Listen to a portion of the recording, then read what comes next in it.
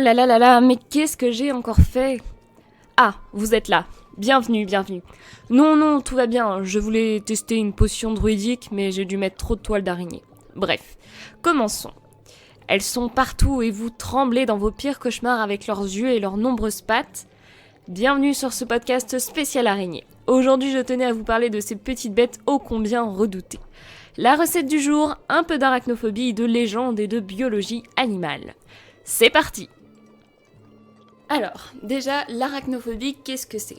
L'arachnophobie, c'est la peur des araignées. Ça, je pense que vous le saviez déjà. Mais saviez-vous que c'est également la peur des scorpions et des acariens ? Le terme arachnophobie vient du grec. Arachné signifiant araignée et phobos signifiant la peur. C'est l'une des phobies les plus répandues au monde. On estime qu'il y a entre 3,5% et 6,1% de la population mondiale qui en souffre.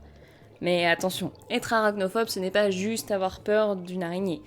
C'est bien plus compliqué. L'arachnophobie est une peur inexplicable. Ce n'est pas la peur d'être mordu, mais le fait de voir ou de penser à une araignée qui met les arachnophobes dans un état de panique totale. Les symptômes peuvent être les suivants. Ils peuvent crier, pleurer, avoir des difficultés à respirer, une transpiration excessive, voire des problèmes cardiaques lorsqu'ils entrent en contact avec une de leurs toiles ou une araignée quelconque. Dans certains cas extrêmes, même des images ou des dessins d'araignées peuvent effrayer les arachnophobes. Bon, après je vous rassure, ça se soigne. Pour soigner l'arachnophobie, les médecins conseillent une thérapie cognitive et comportementale, le but étant par étape de confronter le patient à sa peur. Même actuellement, il y a des thérapies qui se font grâce à la réalité virtuelle qui visiblement fonctionnent très très bien. Alors, il existe des cas assez atypiques également de guérison radicale d'arachnophobie. Par exemple, un homme épileptique qui souffrait d'une maladie s'est fait retirer l'amygdale gauche. Alors, pas celle que vous connaissez tous qui est au fond de votre gorge. L'amygdale, c'est également un noyau en forme d'amande constituant une partie du cerveau. Plus précisément, il en existe deux, situés de part et d'autre de l'hippocampe, dans le lobe temporal. Les amygdales jouent un rôle fondamental dans le décodage des émotions. Elles font notamment office de donneurs d'alerte en déclenchant la peur face à un danger réel ou supposé. Bon, maintenant que vous savez ça, revenons-en à notre cas médical. Suite à cette opération, le patient s'est rendu compte qu'il ne souffrait plus du tout d'arachnophobie. Donc on peut supposer que les amygdales ont une bonne part d'importance par rapport aux phobies.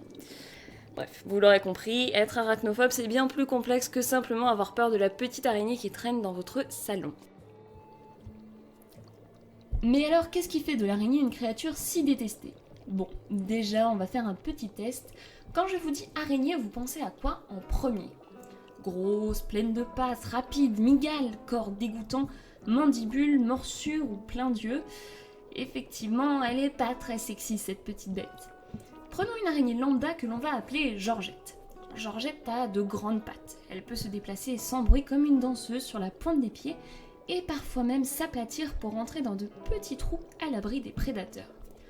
Georgette a également des chélicères qui encadrent sa bouche pour mordre, pincer et injecter du venin à ses victimes.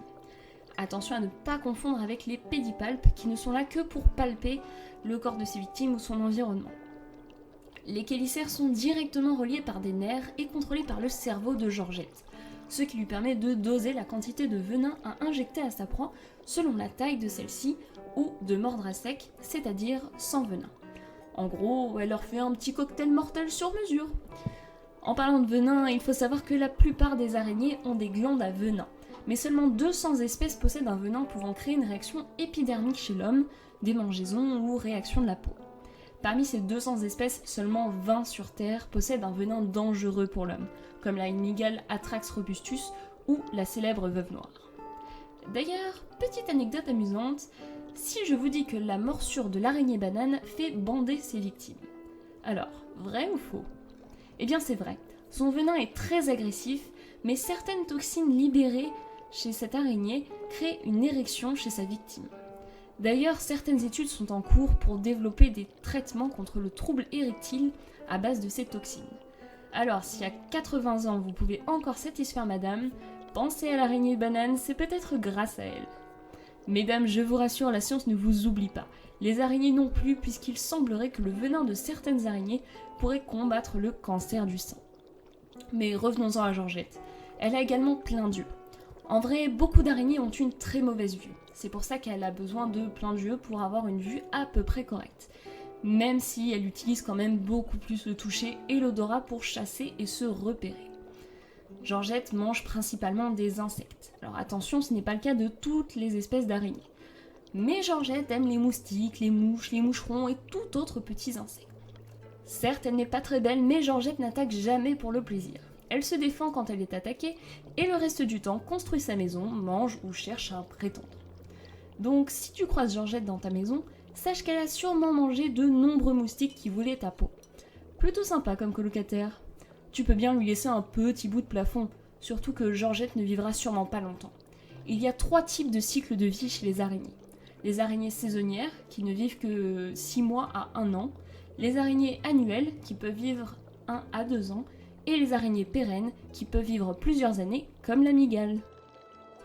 Maintenant que vous connaissez un petit peu mieux les araignées, nous allons nous plonger dans leur histoire. Contrairement aux dinosaures, il n'est pas facile d'obtenir un fossile correct d'araignée, puisque son corps mou est très fragile. Heureusement, l'ambre a piégé certains spécimens, ce qui aujourd'hui nous donne un aperçu de leur vie passée. Comme quoi, les films Jurassic Park n'ont pas tout faux. Le plus ancien fossile retrouvé est l'Atercopus fimbryongis, datant de 386 millions d'années, c'est-à-dire durant le Dévonien, soit 100 millions d'années avant l'apparition des dinosaures. Cette espèce d'araignée est éteinte depuis longtemps. Mais depuis son apparition, les araignées ont évolué très vite, et déjà au Crétacé existaient les principales familles d'araignées qui peuplent la Terre aujourd'hui. Et si je vous dis que le mot araignée, arachné, vient d'un mythe grec? Tout à fait. Arachné était une jeune femme très douée en tissage. On la considérait comme l'élève d'Athéna, déesse de la sagesse, de la stratégie militaire, des artisans et des artistes. Mais la jeune femme se prétendait meilleure tisseuse que la déesse. Celle-ci lui lança un défi et toutes deux tissèrent leur œuvre avant de les comparer. Arachné gagna le défi. Athéna, folle de rage, déchira le tissu d'Arachné. La jeune femme désespérée se pendit. Athéna, ayant des remords, la ramena à la vie sous la forme d'une araignée suspendue à sa toile pour qu'elle tisse toute sa vie. Ils sont sympas les dieux grecs quand même, hein. Curieusement, dans la plupart des légendes, l'araignée est au premier abord une belle jeune femme. Je dis ça car je pense à la Jorogumo. Au Japon, durant l'ère Edo, existaient les Jorogumo. Ces femmes araignées vivaient dans les cabanes abandonnées, des grottes et près des points d'eau. Appartenant au yokai, esprit japonais, elles prenaient l'apparence de splendides jeunes femmes et attiraient les hommes dans un endroit isolé pour les ligoter dans leurs filets et les dévorer, d'où l'expression « il est tombé dans ses filets ». Certes, on a vu plus charmant comme légende, mais les Jorogumo sont aussi considérées comme protectrices des noyades. On dit qu'elles tendent leur toile pour éviter aux malheureux de se noyer dans les eaux profondes. Bon, ça va bien 5 minutes les monstres araignées, mais si je vous dis que dans les légendes africaines, on retrouve un Spider-Man. Et oui, Anansi est le dieu de toutes les histoires et de la ruse. Dans la mythologie des Akans, il est dit qu'il y a très longtemps, aucune histoire n'existait sur Terre. Le dieu suprême Niamey les possédait toutes. Un jour, Anansi lui demanda ce qu'il devait faire pour avoir des histoires. Niamey, énervé par l'arrogance d'Anansi, le transforma en araignée et lui donna 3 tâches à accomplir. Il devait capturer Onini, le python, Odebo le léopard et Mboro le frelon, qui terrorisaient le peuple akan. Grâce à sa ruse, Anansi parvint à capturer les 3 créatures et en récompense devint le dieu des histoires. Pas mal pour une araignée, non? Nos légendes européennes ont également des araignées.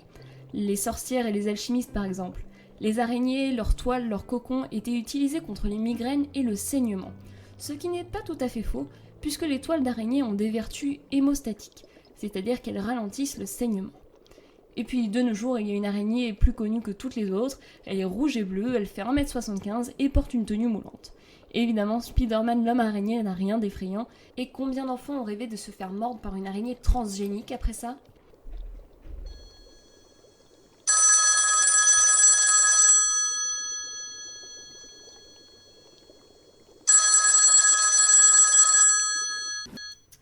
Mais qu'est-ce que c'est encore? Allô? Quoi? Un serpent de 14 mètres? Mais qu'est-ce que vous racontez? Bon bah très bien, ne bougez pas, j'arrive. Désolée, mais là, il va vraiment falloir que j'y aille. J'espère que mon histoire vous a plu, et à bientôt pour de prochaines aventures.